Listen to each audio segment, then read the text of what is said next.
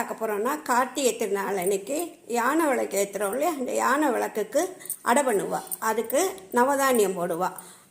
நவதானியம் போட்டு தான் பண்ணுறது. நான் இந்த ஒரு டம்ளர் ஆட்டை கொண்டக்கடலை ஒரு டம்ளர், உளுந்து ஒரு டம்ளர், பாசிப்பயிறு ஒரு டம்ளர், காராமணி ஒரு டம்ளர், நிலக்கடலை ஒரு டம்ளர், பச்சரிசி ஒரு டம்ளர், கொள்ளு போட்டுக்கலாம். என்ன நவதானியம் கிடைக்கிறதோ அதெல்லாம் போட்டுக்கலாம்.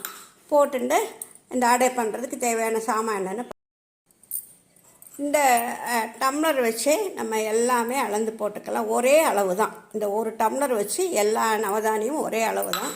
அதுக்கு போடுறதுக்கு தேங்காய் 2 பீஸ், இஞ்சி 2 ஸ்பூன், மிளகு கொஞ்சம், 1 ஸ்பூன் மஞ்சப்பொடி, 1 ஸ்பூன் ஜீரகம், 2 ஸ்பூன் மல்லி விதை, கொஞ்சம் தேவையான உப்பு இது. அப்புறம் கொஞ்சம் காரத்துக்கு வேணும்னா அவளுக்கு தகுந்தாப்பில் காரம் மிளகா வத்தல் போட்டுக்கலாம். இதுதான் இதுக்கு தேவை. இஞ்சியும் மிளகும் ஜீரகம் கொத்தமல்லி விதை எதுக்கு போடுறோம்னா, நவதானியம் போடுறோம் இல்லையா, அந்த நவதானியம் கேஸ் கொண்டுக்காமல் இருக்கிறதுக்காக நம்ம இதெல்லாம் சேர்த்து போடுறோம். பெருங்காயம் சாமி நைவேத்தியத்துக்கு போடக்கூடாது. சாமி நைவேத்தியத்துக்கு 2 அடை வாத்துட்டு அதுக்கப்புறம் பெருங்காயம் போட்டுக்கலாம். இப்போ நம்ம இதை மிக்சி கப்பில் ஃபஸ்ட்டு அந்த இஞ்சியை கட் பண்ணி அதில் போட்டுடலாம். மிளகு போட்டுடலாம், கொத்தமல்லி விதை போட்டுடலாம், ஜீரகம் போட்டுடலாம், கல் உப்பு போட்டுடலாம். எல்லாத்தையும் போட்டு கூட காரத்துக்கு தேவையான அளவு மிளகாய் வத்தல் போட்டுடலாம்.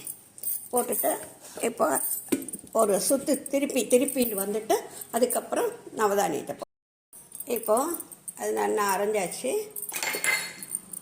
நம்ம இப்போ நவதானியத்தை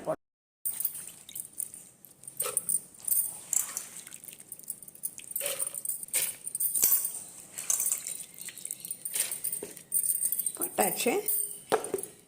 மூடிட்டு அரைச்சி வந்துடுவோம். இப்போ மாவு அரைச்சாச்சு, அதில் விட்டுடலாம். அதில் விட்டுட்டு தேங்காய் கீரி வச்சுருக்கிறது அதில் போட்டுடணும். இந்த மஞ்சப்பொடியும் அதில் போட்டுடணும். போட்டுட்டு கருவேப்பிலை கட் பண்ணி வச்சுருக்கேன் அதில் போட்டுட்டு எல்லாத்தையும் சேர்த்து மிக்ஸ் பண்ண வேண்டியதான். எல்லாத்தையும் போட்டாச்சு. எல்லாத்தையும் போட்டு நல்லா மிக்ஸ் பண்ணிவிட்டு அப்படியே அடை வாக்க வேண்டியதான். இதை நீங்கள் கார்த்திகை அன்னைக்கு காலம்பரை எழுந்திருந்தோன்னே நல்லா ஊற போட்டுட்டு ஈவினிங் சாமிக்கு நைவேத்தியத்துக்கு அரைக்கிறதுக்கு குறைஞ்சது ஒரு 6 மணி நேரமாவது ஊறணும். அது இதுக்கு சாமிக்கு நைவேத்தியத்துக்கு வெண்ணெய் வச்சு வெல்லமும் வெண்ணையும் வச்சு நைவேத்தியம் பண்ணணும். தயார் பண்ணிவிட்டு பார்க்கலாம். இப்போது அடை பண்ணலாம்.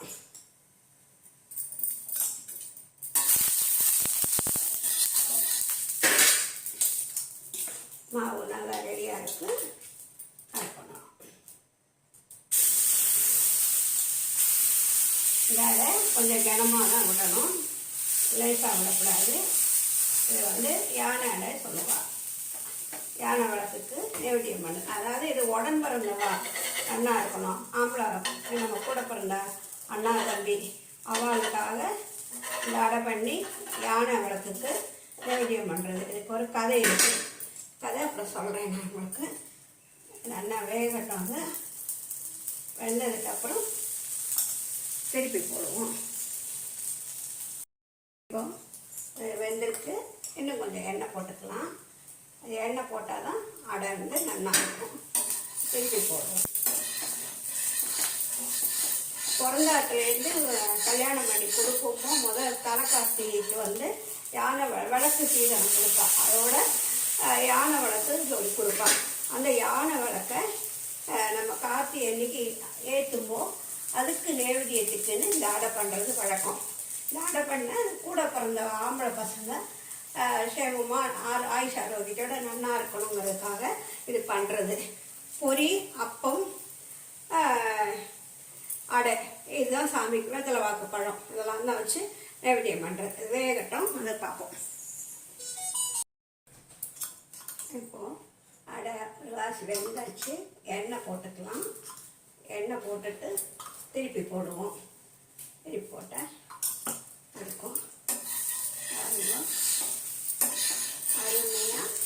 வெங்காயம் ரொம்ப வாசனையாக நல்லா டேஸ்ட்டாக இருக்கும். எல்லாம் வேகட்டும். அடுத்து நம்ம இதுதான் யானை விளக்கு. இது நம்ம பிறந்தாத்துலேருந்து கார்த்திகை சீர் கொடுக்கும்போது இந்த யானை விளக்கும் கொடுப்பாள்.